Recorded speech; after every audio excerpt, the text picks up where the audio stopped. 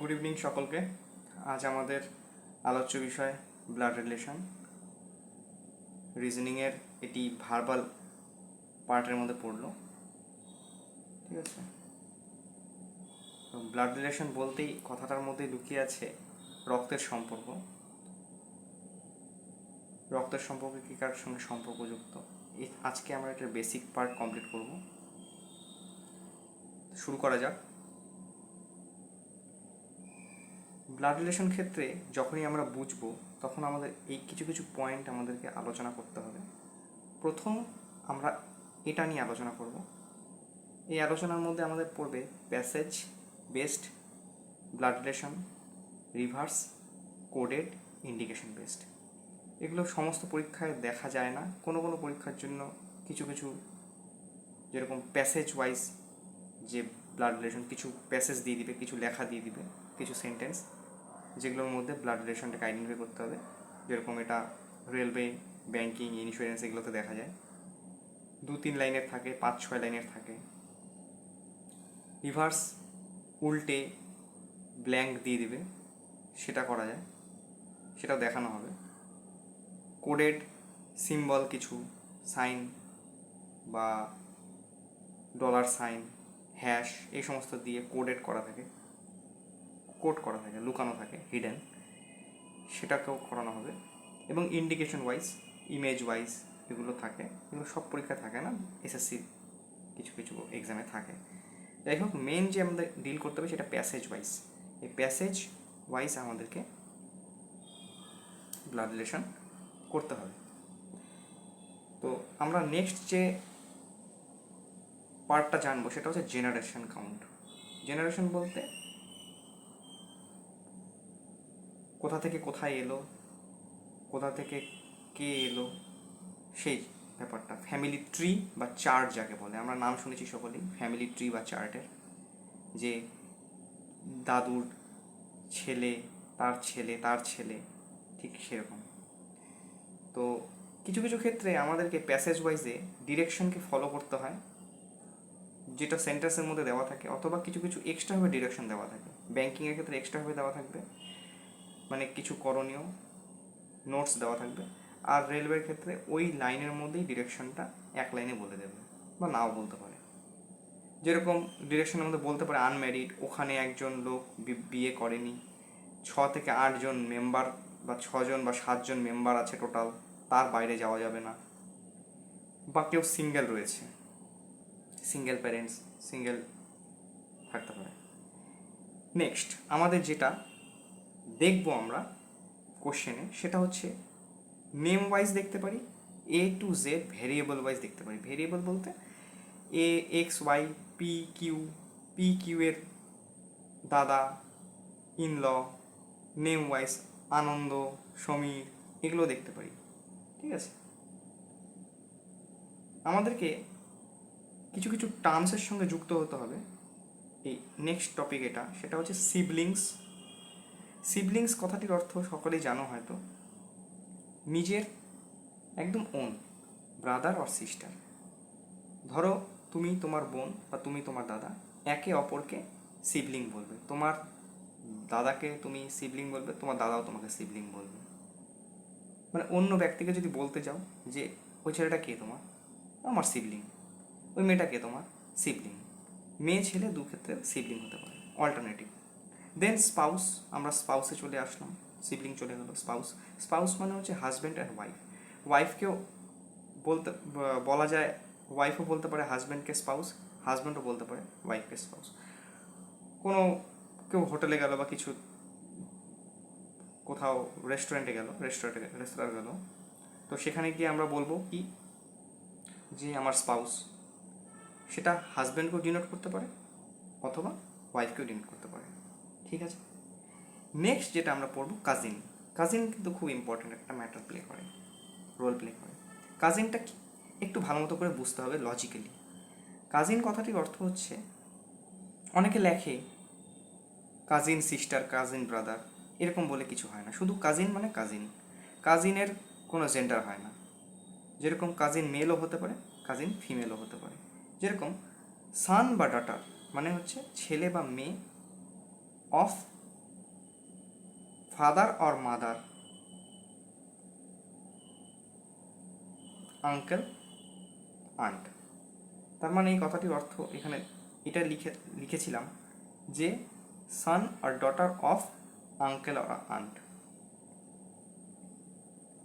এখানে father mother হবে না, এখানে মেল ফিমেল হবে, মেল বা ফিমেল, মানে সান বা ডটার অফ আঙ্কেল আর আন্ট। আঙ্কেলেরও হতে পারে ছেলে বা মেয়ে, আন্টেরও হতে পারে ছেলে বা মেয়ে। সেটা মামার দিক থেকেও হতে পারে, কাকু জেঠুর দিক থেকেও হতে পারে। একই, ইংলিশে সমস্ত কিছু এক, আমাদের বাংলার মতো অত জটিলতা নেই এটাতে। নেক্সট যেটা জিনিস পড়বো, নেফিউ। নেফিউ, হি মানে বুঝতে পারছো কথাটা, ছেলে, হি মানে ছেলে, এটা দিয়ে মনে রাখতে হবে। নেফিউ, নেফিউ মানে হচ্ছে কি, যখন আমি নিজেকে মামা কাকা দাদা হিসেবে বসাবো এবং আমার যে ভাইপোরা থাকবে ভাগ্নিরা থাকবে সেটা যদি ছেলে হয়, ভাগ্নে হয়, তবে আমরা নেফিউ করবো, যেহেতু এইচই। আর নিস তার অপোজিট, যখনই তার ছেলে আঙ্কেলের ভাগ্নি হবে, ভাস্তি হবে, সেক্ষেত্রে আমরা নিস করব। ভাইয়ের ছেলে মেয়েও হতে পারে, বোনের ছেলে মেয়েও হতে পারে, দু ক্ষেত্রে। এবার মায়ের দিক থেকে হতে পারে, বাবার দিক থেকে হতে পারে, প্যাটার্নাল অ্যান্ড ম্যাটার্নাল। নেক্সট যেটা আমাদেরকে খুব ইম্পর্ট্যান্ট জিনিস, সেটা হচ্ছে 3টে অথবা 4টে জেনারেশন সাধারণত ব্লাড রিলেশন দেখা যায় পরীক্ষার খাতায়, প্রশ্নপত্রে। 3টেই সাধারণত দেয়, অনেক সময় দুটো দেয় না, 3টে 4টা দেয়, একটা লাইনের মধ্যে দিয়ে দেয় রেলওয়েতে। বা কোনো পোর্ট্রেটকে দেখিয়ে বলে, যে কোনো পিকচারকে দেখিয়ে বলে অমুক যিনি আছেন উনি আমার অমুকের অমুক, তাহলে রিলেশনটা কি, এরকম একটা দেয় রেলে। আর ব্যাংকিং এবং ইন্স্যুরেন্সের ক্ষেত্রে আমাদের কি দেখতে পাই, আমরা দেখতে পাই যে আমাদেরকে প্যাসেজ ওয়াইজ অনেকগুলো সেন্টেন্সের মধ্যে রিলেশনশিপ এস্টাবলিশ করে দিয়ে দেয়, আমাদেরকে ওগুলোকে প্রুভ করতে হয়। যেগুলো 4টা, আমি এখানে 5টা জিনিস ড্র করেছি, 5টা সাইন কোনটা ড্র করেছি আমরা, 5টা সাইন ড্র করেছি। একটা হচ্ছে ভার্টিক্যাল করেছি, ভার্টিক্যালটা হচ্ছে জেনারেশন, যতগুলো জেনারেশন হবে, মনে করো 3টা জেনারেশন যদি হয় তাহলে 3টা সাইন হবে, বুঝতে পেরেছো? 1 2 3, এটা ঠাকুরদা, এটা বাবা, এটা ছেলে, ঠিক। আর এটা কি, এটা হচ্ছে সেম জেনারেশন, এটাতেও হতে পারে, এটাতেও হতে পারে, এটাতেও হতে পারে, যদি তার ভাই বোন হতে পারে, তাহলে একটা লাইন, সিঙ্গেল লাইন যখন শুয়ে থাকবে বা হরাইজন্টালি থাকবে, সেটা হবে ভাই বোনের সম্পর্ক।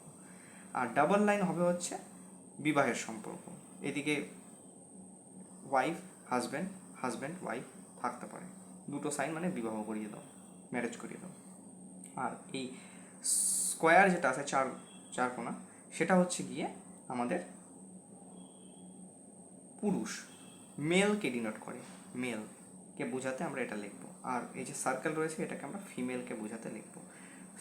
সাপোজ কারো নাম হচ্ছে সায়নী, সিস্টার অফ অমর, তাহলে অমরের জায়গায় স্কোয়ার বসে যাবে আর সায়নীর জায়গায় সার্কেল পড়ে যাবে। নেক্সট অ্যান্ড ফাইনাল বেসিকের, সেটা হচ্ছে ইম্পর্টেন্ট কিছু পয়েন্ট আমাদেরকে মনে রাখতে হবে, সেটা হলো gender wise relation wise pick. তার মানে রিলেশন যেটা বলে দেবে, যদি সিস্টার বলে দেয় বা ব্রাদার বলে দেয়, সেই মতে আমাদেরকে সার্কেল বা স্কোয়ার করতে হবে। আমাদেরকে কারো নাম অনুযায়ী কিন্তু আমাদেরকে সেটার জেন্ডার দিলে চলবে না। কারো নাম ছেলেদের মতনও হতে পারে, কৃষ্ণ, এটা বোঝা যাচ্ছে না কার কী নাম। অনেকে হতে পারে সায়ন্তন, ও মেয়েও হতে পারে, ফিমেলও হতে পারে। সুতরাং ওটা দিয়ে আমরা এই রিজনিংয়ের ক্ষেত্রে ডিনোট করব না, আমরা ডিনোট করব তার রিলেশন, সিস্টার ওয়াইফ এরকম করলে তবেই আমরা এই ম্যাটারটা ইউজ করব। নেক্সট যেটা ব্লাড রিলেশন, মানে বলেছিলাম যে ব্লাড রিলেশনের ক্ষেত্রে শুধু যে রক্তের সম্পর্ক থেকে তা আসে তা না, আমাদেরকে কিছু ক্ষেত্রে ডাইরেক্ট যেটা হয় সেটাকে রক্তের সম্পর্ক অবশ্যই বলা হয়, এবং ইন লর সম্পর্ক বলা হয়, মানে আইনিগত, ইন ল। যাকে আমরা বিয়ে করে আনছি যেরকম তারপর থেকে যেগুলো সম্পর্ক তৈরি হয়, যেরকম brother in law, sister in law. Brother in law মানে হচ্ছে জামাইবাবু বলতে পারো, ব্রাদার ইন ল বলতে ঠাকুরপো বলতে বলা যায়। বাংলায় ক্ষেত্রে কিন্তু আলাদা হয়, কিন্তু ইংলিশে ব্রাদার ইন ল মানে দুটোকেই বোঝায়। দুটো আলাদা আলাদা কিন্তু জিনিস, কিন্তু দুজনকেই আমরা ব্রাদার ইন ল বলবো।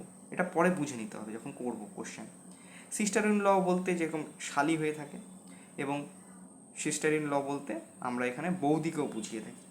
তো সেই জিনিসটা কিন্তু একটু কমপ্লেক্সিটি ক্রিয়েট করবে, এবং সেই জিনিসটাকে আমাদেরকেও উদ্ধার করতে হবে। নেক্সট যেটা আমরা আলোচনা করব সেটা হচ্ছে রিলেটেড টু। কোনো কোনো কোশ্চেনের নিচে বলে দেবে, লাস্টের দিকে গিয়ে বলে দেবে হি ইজ রিলেটেড, মানে how he is related to him, মানে how A is related to B. তখন রিলেটেড টু যার পাশে বসে থাকবে তার সামনে গিয়ে আমরা এই প্লাস চিহ্নটাকে বসিয়ে দেবো। প্লাস চিহ্ন মানে এখান থেকে আমরা শুরু করব যাত্রা। রিলেটেড টু মানে হচ্ছে এখান, তার সঙ্গে তার কি সম্পর্ক, যখন যদি সে তার শালি হয়, সে মেয়ে হয়, সে যদি জামাইবাবু হয়, তাহলে সেক্ষেত্রে আমাদেরকে সিস্টার ইন ল লিখতে হবে। আর যদি ওইখানে হয় তখন স্পেসেস সেন্টেন্স ল্যাঙ্গুয়েজ বুঝে আমাদেরকে কাজ করতে হবে, ওখানে গিয়ে প্লাস পজিটিভ বসাতে হবে। এই ল্যাঙ্গুয়েজ কিন্তু খুব ইম্পর্ট্যান্ট, ল্যাঙ্গুয়েজে ফাঁসবে সব জায়গাতে ফেসে যাবে। নেক্সট যেটা জিনিস সেটা হচ্ছে 3 থেকে 4 লাইন্সের সেন্টেন্স লিঙ্ক নেম ভেরিয়েবল, এটা আগেই বলা হয়েছিল এটার মধ্যে। হ্যাঁ, সেন্টেন্স থাকবে, কিন্তু এটার মধ্যে আর একটু অ্যাডিশনাল কিছু বলতে যাচ্ছি আমি, যে 3 থেকে 4 লাইনের সেন্টেন্সের মধ্যে আমরা লক্ষ্য করব যে প্রথম লাইনে একজনের নাম অমরের সাথে সায়নীর একটা সম্পর্ক দেখানো হবে। সেকেন্ড লাইনে কিন্তু সায়নী অমরকে হয়তো অমিট করে দেওয়া হবে, ট্রিক মেনটেন করে, যখন এক্সামিনাররা কোশ্চেন করবে অন্য আরও দুজনের নাম দিয়ে দিল, বা এ বি বি সি দিয়ে দিল। কিন্তু 3 নম্বর বা 4 নম্বর লাইনে আবার দেখতে হবে, আমাদেরকে খুঁজতে হবে যে ফার্স্ট লাইনের লোকের সঙ্গে লাস্ট লাইনের লোকের মিল আছে কিনা। তখনই তার সঙ্গে সেটার লিঙ্কটা করে আলাদা করে আমাদেরকে একটা চার্ট ড্র করতে হবে, বাঁ পাশে বা ডান পাশে। তারপরে আবার আমাদেরকে মাঝখানে যেগুলো সেকেন্ড লাইনে বা ফোর্থ লাইনে যেটা আছে তাকে একবার ড্র করতে হবে, এবং ফাইনাল আমাদেরকে একটা কনক্লুশন ড্র করে অ্যান্সারটাকে করতে হবে। বুঝা গেল? এইভাবে এত কিছু বেসিক্স আমাদেরকে মেনটেন করে বেসিক এই প্যাসেজ ওয়াইজ ব্লাড রিলেশনটাকে সর্ট আউট করতে হবে। আশা করি বুঝতে পারা গেল আজকের এই বেসিক ক্লাস। আমরা নেক্সট দিন আরও ডিপে যাব এবং কিছু কিছু কোশ্চেন করব, তখনই আমরা বুঝতে পারবো যে কীভাবে কোনটা সলভ হচ্ছে। আজকের মতো এরকমই, এখানেই থাক। ধন্যবাদ।